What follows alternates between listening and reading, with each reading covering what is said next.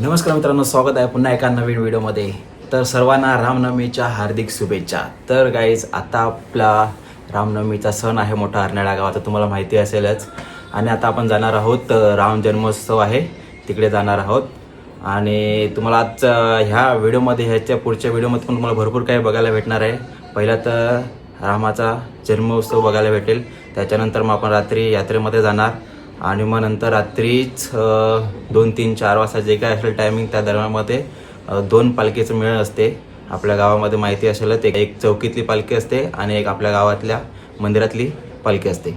त्या मिलन बघायला सुद्धा भरपूर लोक असतो, ते सुद्धा तुम्हाला बघायला भेटेल. आणि त्याच्यानंतर पूर्ण गावामध्ये रात्री जी एका साईडने गावामध्ये एंट्री होणार, ती दुसऱ्या दिवशी संध्याकाळी 4-5 वाजता ती गावाच्या बाहेर निघणार, मंदिरामध्ये जाणार.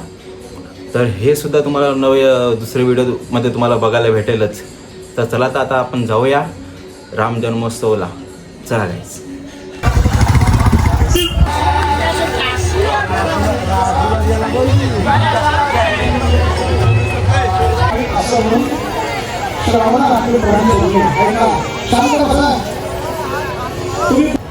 सेन्स जास्त असतो म्हणतात. कोणी समोर येऊन उभं राहिलं, दिसत नसलं तरी त्याला कळतं. त्या आई वडिलांना कळलं कुणीतरी आलाय. श्रावणा आलाच काय म्हणले. अरे इतका वेळ का लागला. श्रावण काही बोल, श्रावण नव्हताच तर तू बोलेल कसा. मला ठाऊक आहे बाळा, आमचा फार त्रास होतो तुला. अयोध्या नगरीचा राजा दशरथ आहे.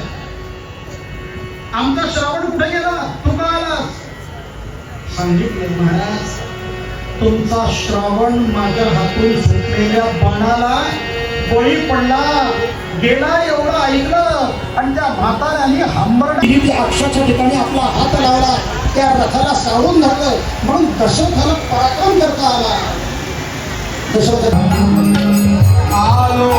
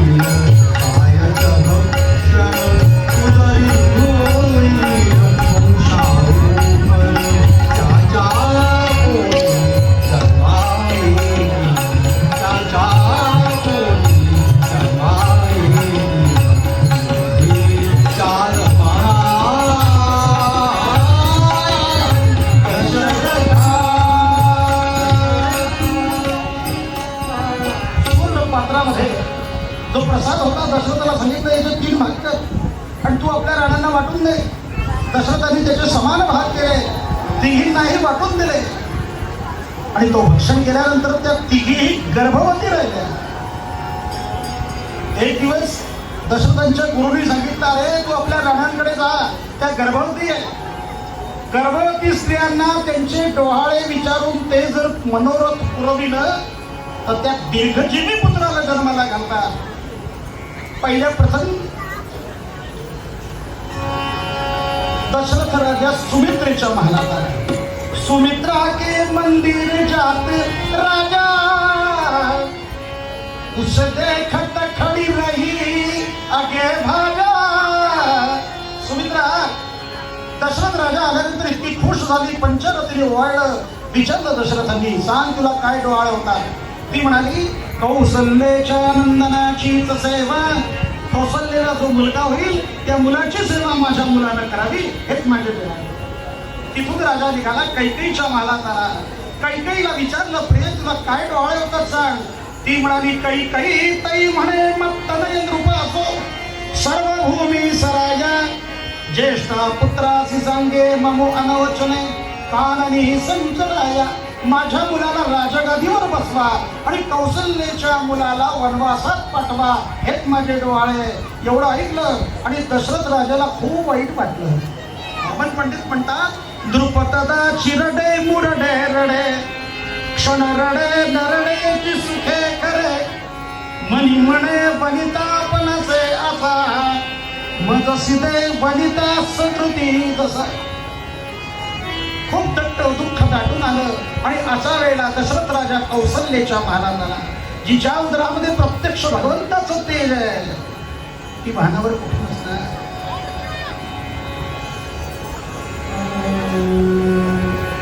राम रंगे गंगे मन हे राम रंगे राम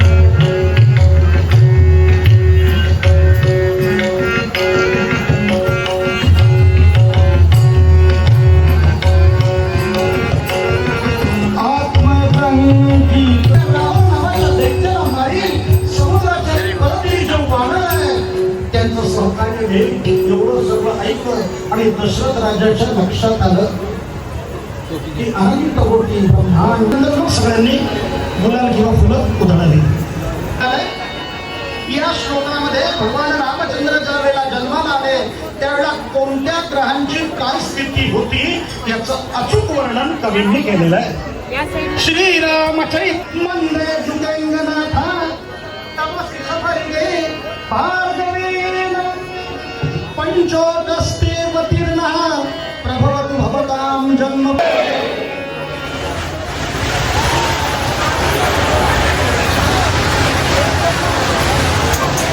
श्री राम जय राम जय राम श्री राम जय राम जय राम जय राम श्री राम जय राम जय राम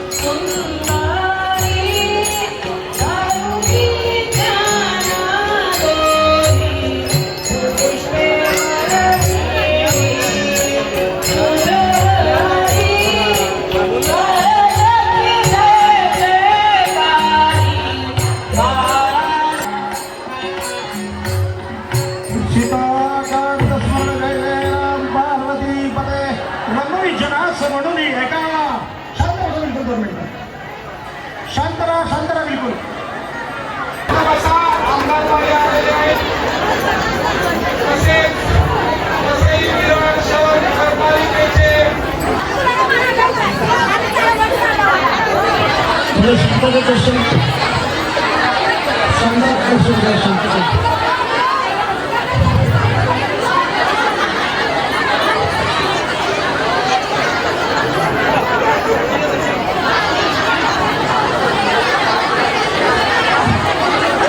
कृपया सगळ्यांनी शांत बाहेर.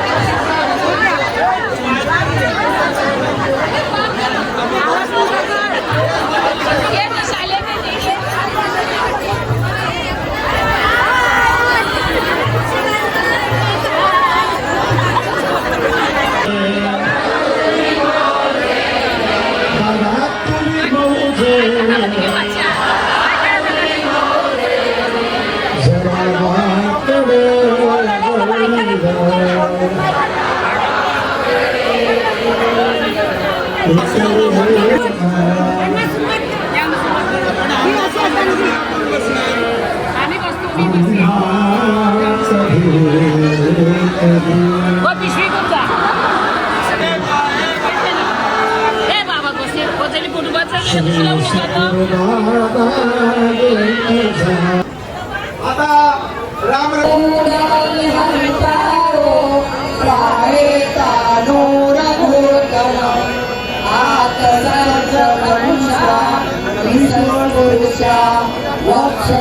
सन्मान करताय. जय श्रीराम, जय श्रीराम, जय श्रीराम.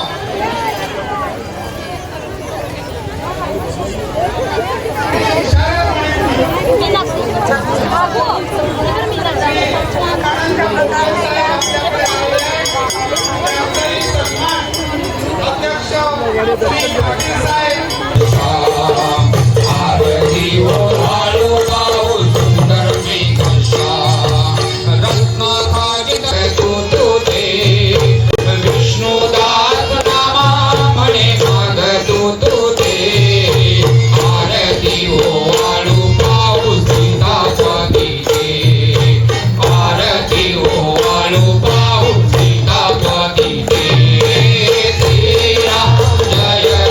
जय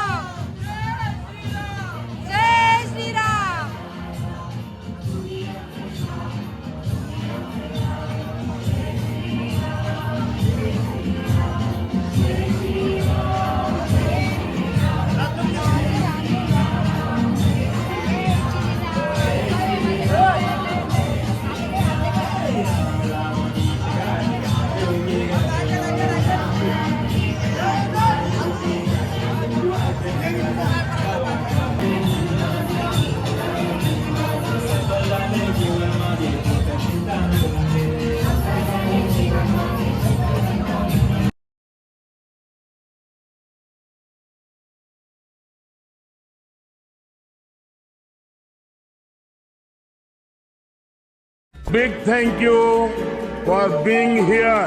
बहुत बहुत धन्यवाद।